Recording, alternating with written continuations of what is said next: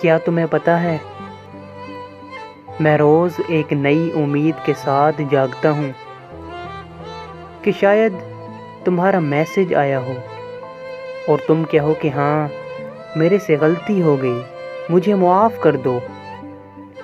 پر نہ تمہارا میسج آیا ہوتا ہے اور نہ ہی تم، اور یہی امید پر سارا دن گزر جاتا ہے۔ پھر سوچتا ہوں کہ اب تم واپس نہیں آؤ گی کیونکہ تم نے کسی اور کا ہاتھ تھام لیا ہے، اور یہ سوچتے ہی آنکھوں سے آنسو آ جاتے ہیں۔ پھر ان کو خود ہی صاف کرتا ہوں کیونکہ کوئی چپ کروانے والا نہیں ہے، اور پھر سو جاتا ہوں۔